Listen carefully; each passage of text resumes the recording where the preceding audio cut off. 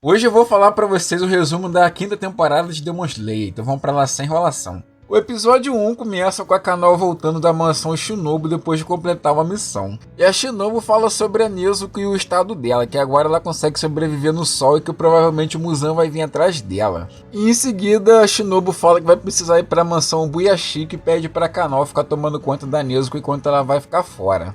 Aí depois corta para a reunião dos Hashiras na mansão Buyashiki e quem recebe eles é a esposa do Buyashiki. Isso porque ela fala que a saúde do Buyashiki piorou muito e os Hashiras não vão poder vê-lo por um bom tempo. Deixa eles bem tristes. Mas aí a esposa do Buyashiki fala que na última batalha Kanroji e o Tokito despertaram uma marca muito importante que dá um upgrade no poder dos Hashiras. E essa marca é uma marca primordial dos primeiros caçadores de Onis e quando uma pessoa desperta a marca, as outras pessoas ao redor despertam também, mas como se fosse uma doença contagiosa. Só que quem despertou a marca na geração atual não foi o Hashira, e sim o nosso querido protagonista Tanjiro Kamado. Só que a mulher fala que nem o Tanjiro sabe explicar como que ele despertou a marca e aí ele pede pra Kanroji e o Tokito tentar explicar o que aconteceu para ele despertarem a marca. Só que acaba que eles também não sabem explicar muito bem. A Kanroji fala que sentiu tesão danado quando despertou e aí fez o Hashira ficar morrendo de vergonha. E o Tokito ele fala que ele tava pegando fogo de raiva quase que literalmente, já que a temperatura do corpo dele ele fala que passou dos 40 graus, mas enfim.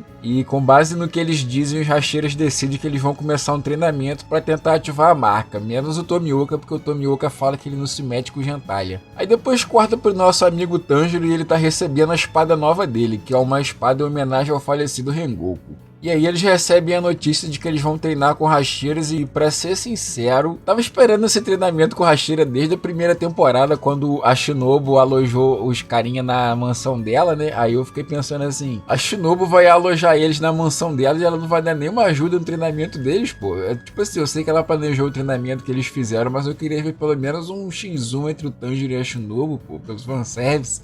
Depois aparece o Hashira Tengen Uzui treinando os calouros na primeira fase e ele tá explicando como vai ser o treinamento e como esses moleques vão se lascar pra cacete. E em seguida corta para nossa querida Oni do Bem, Tamayo. O que acontece é que por mais controverso que seja, o Buyashiki manda um corvo para poder convocar a Tamayo para poder ajudá-los na luta final contra o Muzan. Aí a Tamayo fica pensando assim, mas os caçadores de Oni estão chamando eu que sou um Oni para poder ajudá-los na batalha? Aí ela fica achando meio esquisito, mas ela acaba aceitando no final, né? No episódio 2, o Tanjiro recebe uma carta do Buyashiki para tentar convencer o Tomioka a se juntar ao treinamento dos Hashiras. E aí o Tanjiro ele tá todo arrebentado, mas mesmo assim ele vai lá falar com o Tomioka e ele fica bem insistente com o Tomioka, só que o Tomioka é todo antissocial, não quer saber de falar com ninguém. E aí depois de um tempo do Tanjiro insistindo, o Tomioka ele revela que ele não se considera digno de ser um Hashira, porque quando ele fez aquela teste de seleção final que o Tanjiro fez lá na primeira temporada, que o Sabito ajudou ele e tal,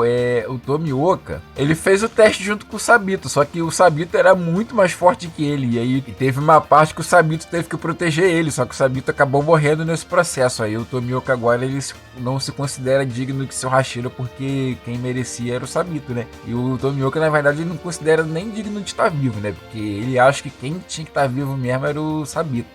Mas depois o Tanjiro consegue convencer o Tomioka a ir pro treinamento dos Hashiras. O episódio 3, o Tanjiro consegue se recuperar dos ferimentos e ele entra pro treinamento do Uzui. E como o Tanjiro é um dos sobreviventes dos luas superiores, ele é muito mais sinistro que os outros alunos. E aí então ele consegue passar rapidamente para a próxima fase, com o treinamento pro próximo Hashira. No episódio 4, o Tanjiro começa o treinamento com o Tokito e ele também consegue ser o melhor entre os alunos. Só que os alunos começam a reclamar pro Tanjiro que o Tokito tá pegando muito pesado com eles, porque o Tokito fica sentando a cacete lá nele sem pena. E aí o Tanjiro consegue falar um pouquinho com o Tokito, desafia ele para uma competição de aviãozinho de papel, que o Tokito é fã, e aí o Tokito ele relaxa um pouquinho, né? Fica menos tenso para treinar os alunos. No episódio 5, o Tanjiro começa o treinamento com a Kanroji, que é a Hashira mais de boa entre eles e é que eu pessoalmente gosto mais também, né? E aí ele consegue passar lá de boa, sem ressentimento nenhum, e ele vai pro treinamento com o Obanai. E aparentemente o Obanai ficou cheio de ciúme porque a Kanroji simpatizou com o Tanjiro e o Obanai também puto com o Tanjiro aí. E o Obanai acaba pegando muito mais pesado com o Tanjiro do que com os outros alunos. Mas mesmo assim o Tanjiro consegue passar para a próxima fase, que é o treinamento com o Salembi. Só que mesmo depois quando ele passa, o Obanai continua não gostando dele não.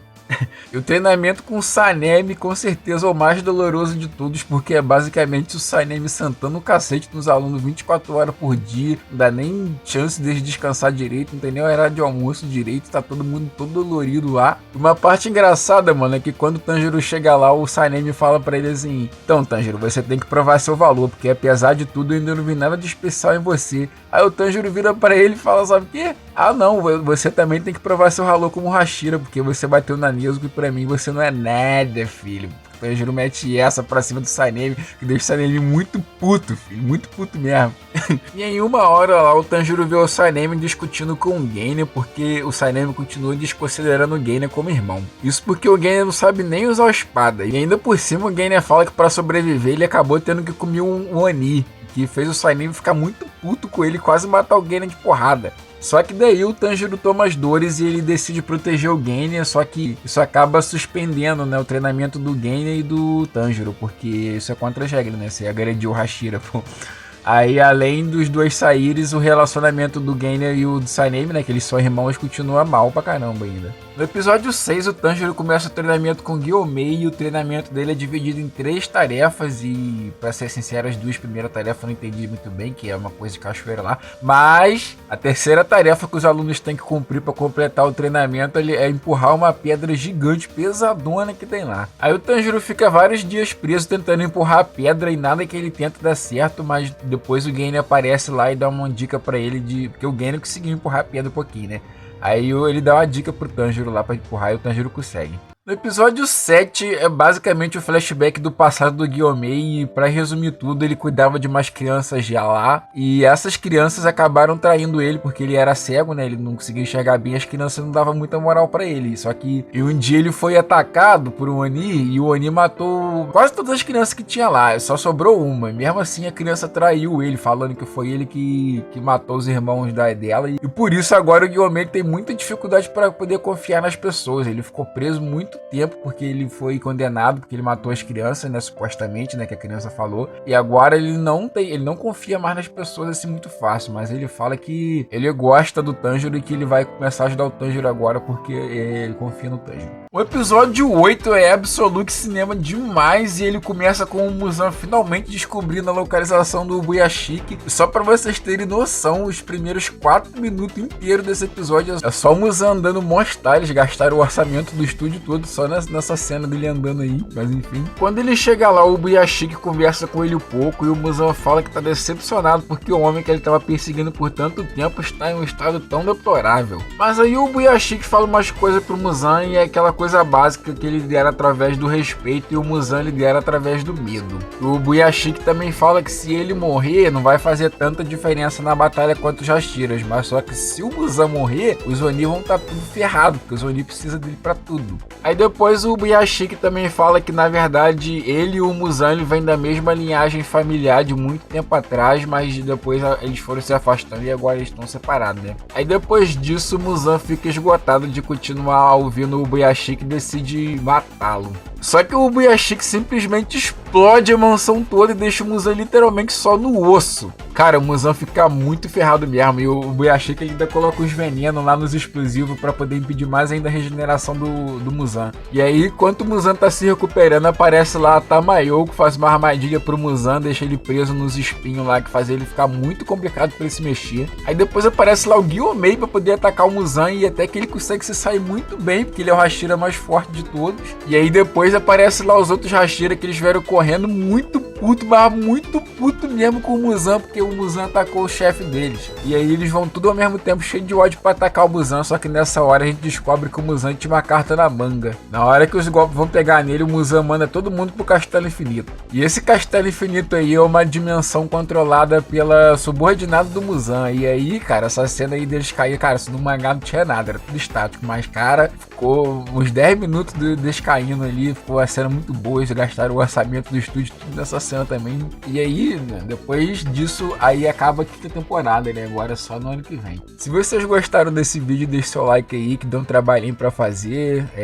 Essa temporada foi muito boa, tô ansioso agora pela próxima. E se inscreve no canal pra mais, vou ficando por aqui, vou indo, fui.